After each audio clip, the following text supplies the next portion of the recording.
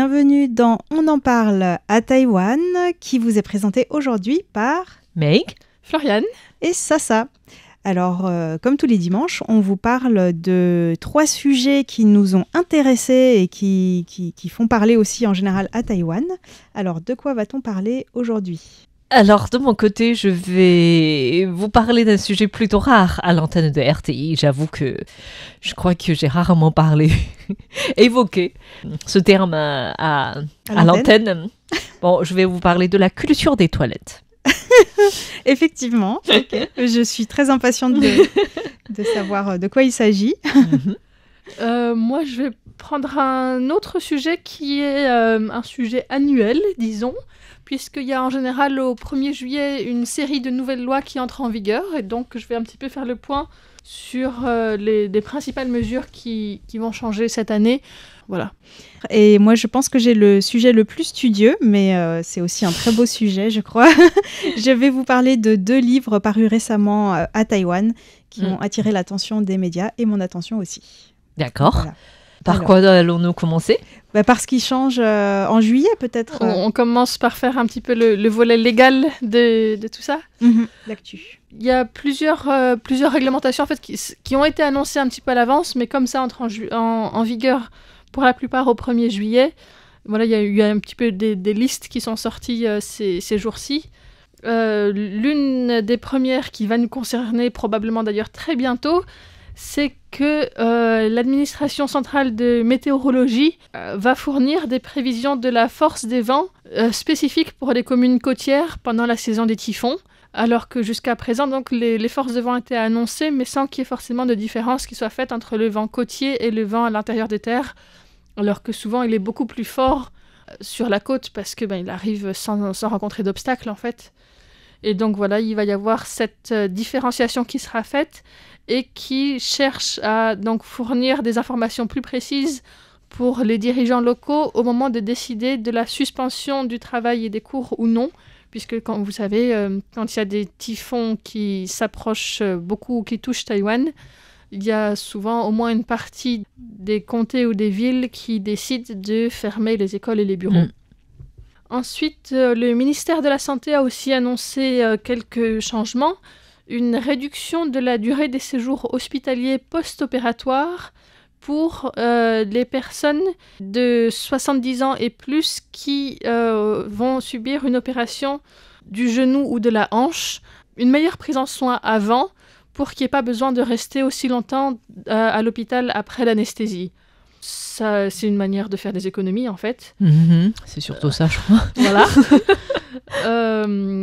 Ensuite, au niveau du ministère de l'Agriculture, uniquement pour les chats d'intérieur, le vaccin contre la rage ne sera plus obligatoire. Pas pour les chats d'extérieur. C'est-à-dire que, justement, c'est les chats qui sont gardés uniquement à l'intérieur des habitations. S'ils sont transportés à l'extérieur dans des poussettes pour animaux ou des paniers, ils n'ont toujours pas besoin d'être vaccinés, mais s'ils peuvent circuler dans le jardin ou bien à l'extérieur parfois, il y aura quand même besoin d'être vaccinés. Au niveau du ministère de l'Intérieur, les grands bâtiments qui sont équipés d'abris anti-aériens seront soumis à des inspections pour être sûr que les bâtiments répondent aux normes requises pour pouvoir être utilisés par le grand public en cas d'urgence et pour les exercices. Apparemment, il y avait assez peu d'inspections des abris anti-aériens où ils veulent renforcer ça. Le ministère du Travail a déclaré qu'il cherchait aussi à doubler les indemnités versées aux travailleurs en cas de décès, donc qui passeront de 100 000 à 200 000 $ taïwanais. En cas de décès à cause d'un accident du travail ? C'est ça, ouais, en cas de décès d'accident du travail. Donc ça, c'est une mesure. Et puis l'autre, c'est que les personnes âgées de plus de 80 ans qui demandent une aide-soignante étrangère ne seront plus tenues de fournir le questionnaire de Bartel, donc qui était un questionnaire sur leur état de santé. Et maintenant, le fait d'avoir 80 ans suffit pour avoir donc une aide-soignante étrangère, c'est-à-dire à des tarifs plus bas que si c'était des aides-soignants de Taïwan. Un tiers, à peu près. Voilà. Et donc, le ministère estime qu'à peu près 100 000 personnes bénéficieront de cette mesure. Donc, c'est quand même énorme. Au niveau de la commission des affaires Hakka, je ne sais pas si vous avez entendu parler peut-être aussi d'une monnaie culturelle Hakka qui sera mise en vigueur. Donc, Les points Haka. voilà, les points AK. Les inscriptions étaient entre le 1er et le 5 juillet. Puis il y aura un tirage au sort le 30 juillet. Et on pourra obtenir donc 1000 points AK par personne pour un total de 280 000 points AK qui seront distribués, donc qui ont une valeur de 280 000 $ taïwanais en fait, et qui pourront être dépensés pour des expériences culturelles et linguistiques AK. Donc c'est une promotion de la culture et de la langue. Et donc il faut s'inscrire à l'avance si on est intéressé, et puis un tirage au sort. Ensuite, il y a aussi des mesures qui sont prises au niveau local. À Taipei, les services municipaux et les écoles factureront les couverts à usage unique. Donc ça, c'est pour la protection de l'environnement. Ça sera mis en place à partir du 22 juillet. Les écoles à la fois publiques et privées qui relèvent de la compétence de la municipalité de Taipei, et puis tous les services municipaux,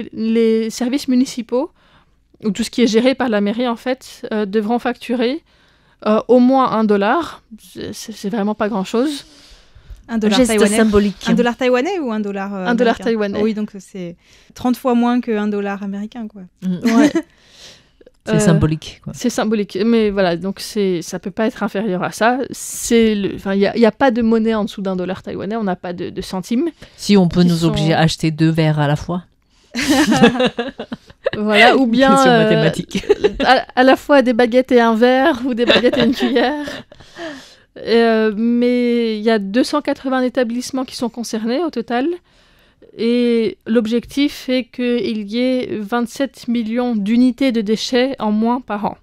Je ne sais pas quels seront les effets réels si les prix sont aussi faibles et s'ils mettent les plats à $99 et puis un de plus pour avoir 100.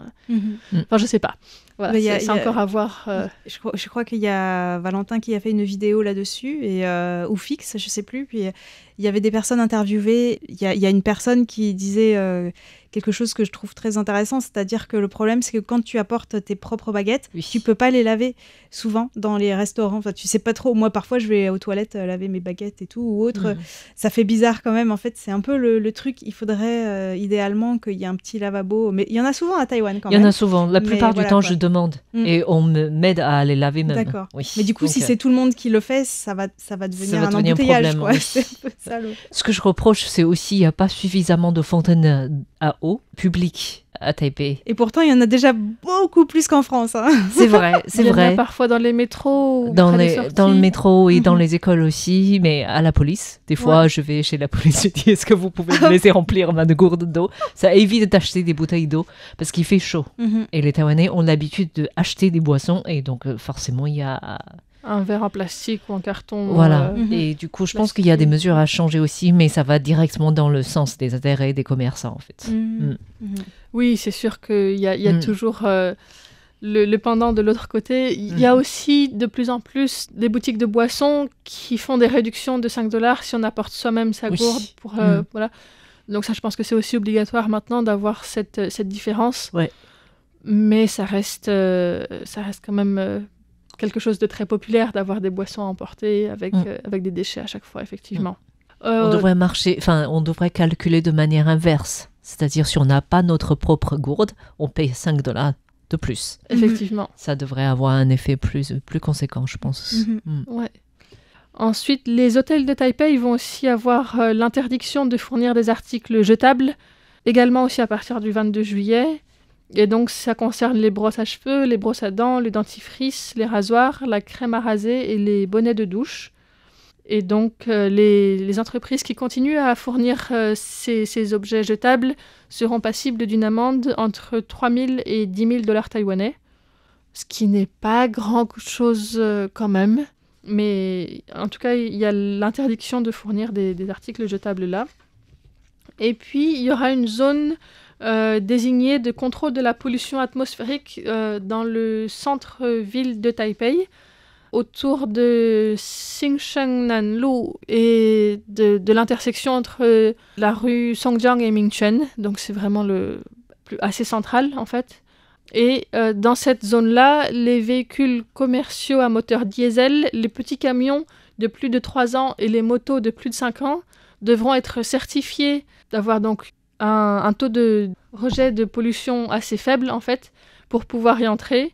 Et sinon, ça sera interdit de passer par là, en fait. Et avec des amendes entre 500 et 5000 dollars taïwanais. Comment on peut contrôler cela, en fait? J'en sais rien du tout sur comment ça sera mis en place. Est-ce qu'ils vont le faire avec les caméras? Parce qu'il y a beaucoup de caméras partout dans les rues à Taïwan. Du coup, on fait avec les plaques, on arrive à savoir si c'est conforme ou non? Je sais pas si ça sera comme ça ou s'il y aura des policiers qui vont. Ou s'il y a des contrôles aléatoires dans la rue. Je sais pas, j'ai du mal à comprendre comment on peut faire une sorte de muraille dans une ville. Je ne sais pas comment on peut détecter la pollution de l'air avec l'intelligence artificielle. Donc ça, si c'est pas un contrôle individuel par des policiers, je sais pas. Parce que comment, d'une part, la population sera informée de ça. Oui. Et d'autre part, ça sera vérifié. Oui, parce que même si on est capté par intelligence artificielle, personne ne vient nous bloquer. En fait, je veux dire... tu reçois par la poste ton amende. Par la suite. Et entre 500 et 5000, comment on peut être taxé? En fait, je sais pas. En fait. Si c'est première fois ou quel est le taux réel de pollution du véhicule je sais pas. Par rapport à cette limite. Bon, voilà, encore... une autre mesure lancée par Taipei et Tainan, c'est la mise en place d'une carte de protection contre les températures élevées. En tout cas, il y aura une carte qui a pour but d'aider la population à trouver rapidement les endroits ombragés, les espaces climatisés, les points d'eau gratuits et les lieux de repos, justement en période de forte température. Et on avait discuté aussi du fait que fournir une carte des endroits où il y a la clim, c'est pas ce qui va résoudre les problèmes et que ce serait plus intéressant de planter plus d'arbres, par exemple. Mais voilà, c'est une initiative qui a l'objectif d'être étendue à l'ensemble de la ville. Et tu n'as pas parlé du tsunami du mois de juillet, c'est-à-dire les droits de douane Alors, qui vont arriver bien. C'est pas une politique interne, ça demande une autre émission à part pour ça. Voilà, donc pour les principales mesures qui vont changer à Taïwan en juillet. Ok, alors est-ce que tu votes pour un sujet un peu studieux ou un sujet un peu moins studieux? Je suis curieuse d'entendre le sujet moins studieux. Le toilette. Ouais. En fait, c'est vraiment assez intéressant pour moi, de ce point de vue, dans le sens où c'est quelque chose qui m'est passé absolument inaperçu, mais c'est effectif.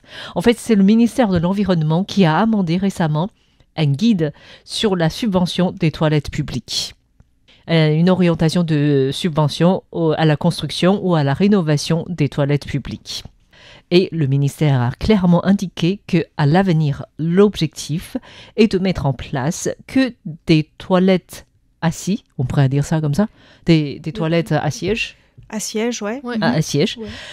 Donc, à l'avenir, normalement, chaque toilette publique ne peut avoir qu'un seul WC au style à la turque, en fait. C'est-à-dire, on est accroupi pour faire le besoin. Voilà. Et cela a entraîné toute une vague de discussions en ligne parce que, figurez-vous, d'après les différents sondages réalisés par le ministère de l'Environnement, plus de la moitié de Taïwanais sondés préfèrent des toilettes à la turque. Ah. Ils pensent que cela évite d'avoir de contact au niveau de la peau. Donc, au niveau d'hygiène, ça leur semble être plus rassurant, avoir de différentes infections, ce genre de choses. Parce que c'est vrai que dans les toilettes, par exemple, dans le métro à Taipei, il y a presque la moitié ou plus de la moitié qui sont des toilettes à la turque. Et ça devrait être changé à l'avenir. Et du coup, le ministère de l'Environnement est intervenu pour dire que l'objectif n'est pas démonter tous les WC à la turque, mais c'est de remplacer progressivement ces WC par des WC à siège. En fait, l'objectif, c'est d'avoir 3 toilettes assises pour 2 toilettes turques. Voilà. En fait, actuellement, Taïwan fonctionne avec un guide élaboré par le ministère de l'Intérieur il y a 16 ans. À l'époque, la proportion, je ne savais même pas qu'il y avait une proportion, des toilettes publiques, c'est 2 toilettes assises pour 3 toilettes turques. Je vais y arriver. Donc l'inverse, ok. Et d'après les chiffres actuels pour les toilettes publiques, figurez-vous, maintenant désormais que Taïwan dispose de 45 000 toilettes publiques, dont 53% sont des sièges assis, dont il y en a déjà plus en fait, et 46% des toilettes à la turque. Alors, d'après vous, pourquoi il faut changer la proportion des toilettes, d'après vous? Je voulais justement te poser la question parce que je sais pas. Je pense avoir une idée avec le vieillissement de la population. Tout à fait. En fait, parce qu'on est arrivé à une société super âgée. Et ce qui fait que les toilettes à siège, c'est quand même un peu plus facile à utiliser pour des personnes dont les mobilités sont réduites ou qui ont des problèmes aux genoux. Et il y a moins de risques de chute aussi, en fait. Est-ce qu'il y a aussi une multiplication des toilettes accessibles avec peut-être une porte plus large pour les personnes en fauteuil roulant, avec les poussettes, c'est aussi en avec prévision. des enfants aussi. J'en ai vu de plus en plus, j'ai l'impression, à Taïwan, où il y a vraiment un peu tout dedans. Il y a aussi un petit évier à l'intérieur de l'espace qui est beaucoup plus large et qui permet d'avoir soit des enfants, soit qui sont plus pour tout le monde. Voilà. Et un autre problème à Taïwan, c'est on a l'habitude, puisqu'on parle de la culture des toilettes, on a l'habitude de mettre des poubelles à côté des toilettes, des WC, en fait, pour éviter qu'on mette des papiers hygiéniques directement dans les toilettes. En fait, on a toujours dit que c'est un problème de tuyauterie trop ancienne, ce qui fait que ça va finir par boucher les toilettes. Et du coup, le ministère de l'Environnement est en train de dire que avec l'amélioration des systèmes, la situation devrait être changée et que pour les bâtiments trop anciens, ce n'est pas les problèmes de tuyauterie qui sont trop étroits, c'est parce qu'on n'a pas suffisamment nettoyé et le blocage est généralement fait pas par les papiers, mais plutôt les serviettes hygiéniques ou autre chose qu'on mette volontairement ou involontairement dans les WC. Donc, c'est aussi une culture à changer. En tout cas, pour conclure, le ministère de l'Environnement prévoit à partir de cette année jusqu'à 2030 plus de 600 millions de dollars taïwanais pour remodeler les toilettes publiques. Et question, est-ce qu'il y aura aussi des toilettes à la japonaise avec tous les petits boutons pour avoir le siège chauffant, la petite musique? C'est un peu trop cher, là. C'est un peu trop exagéré pour toilettes publiques, mais peut-être ça va arriver, je sais pas. Voilà. En tout cas, c'est des projets pour changer la culture des toilettes à Taïwan. En tout cas, je dois vraiment rajouter que les toilettes, ça fait partie du soft power taïwanais. Parce qu'il y a des toilettes dans le métro, il y en a partout. Enfin, c'est génial. C'est très accessible. Et en général, les Français qui viennent à Taïwan, c'est quelque chose qui les marque beaucoup, quoi.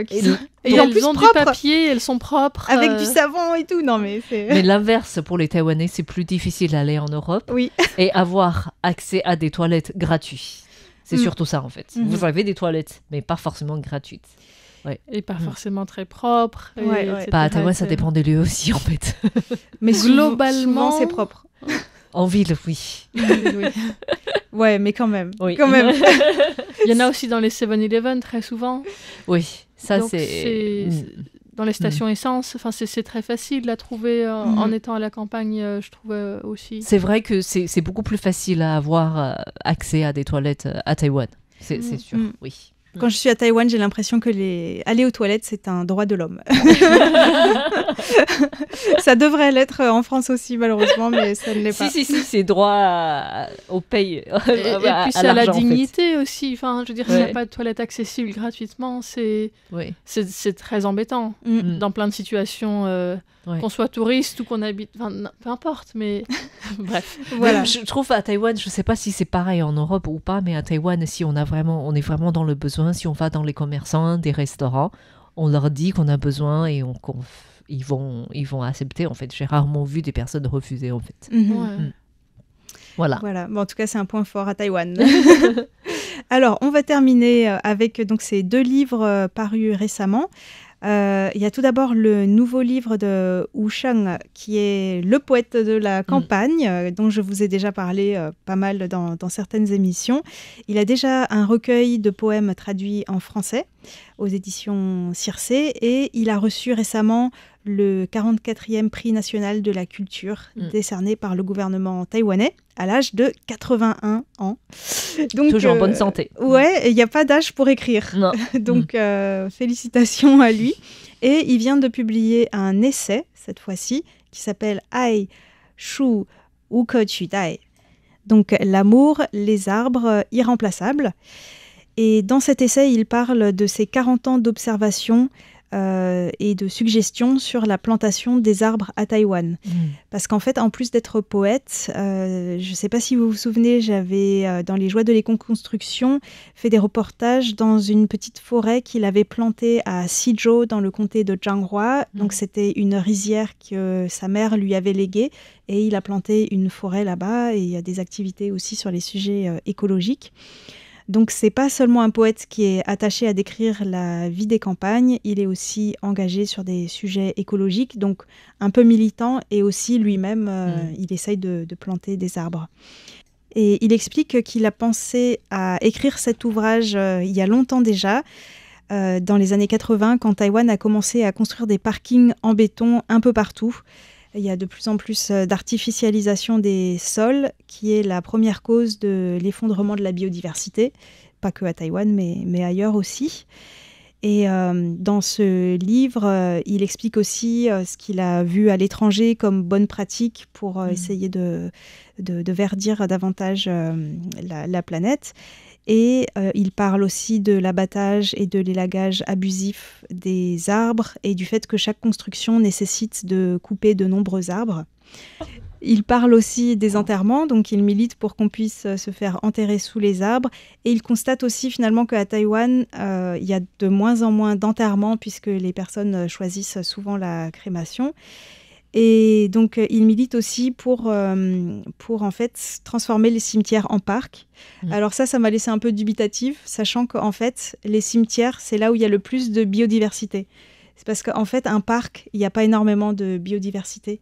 Puisque dans un parc, il n'y a pas une très grande diversité d'arbres et de faune non plus, alors qu'en général, les gens vont très peu au cimetière, ils ne vont pas tous les jours comme dans un parc, et du coup, la faune et la flore se développent pas mal, mais c'est vrai que parfois, les Taïwanais trouvent que c'est un peu trop... pas assez entretenu peut-être comme type de nature. En tout cas, c'est un sujet assez intéressant parce qu'il y a plein de points de vue différents qu'on peut avoir sur ce sujet. Et donc, il a aussi une suggestion concrète. Il prône l'adoption d'une loi sur la protection des arbres et la création d'une institution dédiée à la mise en œuvre de cette loi. Et ce livre comprend aussi des poèmes et de très belles photos. Alors, en parlant d'un très beau livre, ce sera un nouveau livre de Wu Mingyi, un livre illustré. Alors, je ne sais pas si vous connaissez Wu Mingyi, c'est un écrivain taïwanais très célèbre qui a remporté de nombreux prix et dont on a déjà parlé sur cette radio. Mais est-ce que vous saviez aussi qu'il était illustrateur ? Non, pas du tout, non, en fait. Je savais pas. En fait, déjà lui-même, il illustre lui-même la couverture de ses livres, de ses romans. Et là, il a sorti un nouveau livre que je vais vous passer pour que vous puissiez le feuilleter, qui est un livre totalement d'illustration avec relativement peu de texte. Et lui aussi, c'est un écrivain engagé pour les causes environnementales. Donc, il parle aussi de sujets environnementaux. Et moi, ce qui m'a vraiment frappée dans ce livre, c'est la beauté des images. Elles sont vraiment magnifiques. Des illustrations, en fait. Ouais, des peintures. Je pense qu'on pourrait carrément découper chaque page et en faire un tableau. Tellement c'est magnifique. C'est aquarelle, non ? Oui, je pense. Il y a au moins beaucoup d'aquarelles, peut-être pas que, j'ai l'impression. On est en train de le feuilleter en vous parlant, même si... je pense qu'il y aura des photos du livre en illustration. Le livre s'intitule La mangouste crabière à 3 pattes et le géant. Oui. Et donc, en fait, c'est un livre qui est tiré de ses romans et aussi inspiré d'une légende taroko. Il est pas forcément un livre, c'est pas forcément un livre pour enfants. Je pense que c'est très poétique et ça peut faire peur à certains endroits. Mais c'est très très très beau, franchement. Et en fait, dans une interview qu'il a donnée, j'ai appris plein de choses, notamment qu'il était daltonien. Donc en fait, on peut être un très bon peintre tout en étant daltonien. Daltonien, c'est ceux qui confondent le vert et le rouge, je crois. Ils voient pas très bien toutes les couleurs. Et ah bon? Oui, mais malgré tout. Pour quelqu'un qui dessine, on le voit pas. Je vois juste une chouette au bec vert. Moitié vert. Moitié. Mais c'est vrai qu'il y a beaucoup de paysages de montagne qui sont verts. La mer aussi, vert bleuté. Donc, j'ai pas vu de montagne rouge comme ça en feuilletant. Oui, parce qu'il disait que du coup, il regardait toujours le nom avant de prendre la couleur. Numéro de couleur. Et donc, j'ai découvert aussi que quand il était petit, il avait envie de devenir peintre. D'accord. Donc, ça explique quand même tout ça. Et il dit que avant d'écrire, il a toujours une image dans la tête. Il a été inspiré pour ce livre par l'illustrateur japonais Jiro Taniguchi, qui est très connu en France. Et quand on regarde en effet la couverture d'un de ses livres qui s'appelle La forêt millénaire, ça ressemble vraiment, surtout au niveau des couleurs, bleu, vert, gris. Et il s'est aussi inspiré d'un écrivain illustrateur français qui s'appelle François Place, avec son livre Le secret d'Orbae. Et j'ai regardé sur Internet, ce livre a l'air magnifique aussi, ça me donne bien envie de l'acheter. Et ce qui est intéressant également, c'est qu'il y a 2 jeunes réalisateurs, Lin Junyi et Huang Pangquan, qui ont filmé le processus de création de Wu Mingyi pour en faire un petit documentaire. Je ne sais pas si vous vous souvenez, c'était des réalisateurs qui avaient travaillé avec Arnaud Lechat, qui était un musicien français à Taïwan. Ils avaient fait un projet ensemble. J'avais même fait une émission sur un petit film qui s'appelle « Ceci n'est pas un film » de Dang Nangguang. Et donc, pour ce documentaire sur ce livre, ils ont aussi collaboré avec l'artiste sonore français Yannick Doby. Donc voilà, il y a plein de liens avec la France. C'est vraiment marrant. C'est un documentaire assez poétique parce qu'en fait, on ne voit pas le visage de Wu Mingyi dans ce documentaire. Et il y a, donc c'est vraiment axé sur ses dessins et sur les poèmes qui sont lus, les poèmes de Tsai Wan-chuen. Voilà, donc une belle performance poétique aussi. Voilà, j'espère que ces 2 livres seront un jour traduits en français. Ouais. Je ne sais pas si Gwenaëlle Gafric ou des... Allô, vous nous entendez? Des éditeurs nous écoutent. Parce que je pense que ça mérite d'être traduit en français. Voilà. Eh bien, je crois qu'on arrive déjà à la fin. On en parle à Taïwan aujourd'hui. Merci des sujets pour très cette variés. découverte. Oui, des toilettes à la littérature, on aura tout vu. C'est bien de finir avec les martres et les beaux paysages quand même. Merci à tous de nous avoir suivis. C'était Meg. Floriane. Et Sasa, à Bye. bientôt. Au revoir.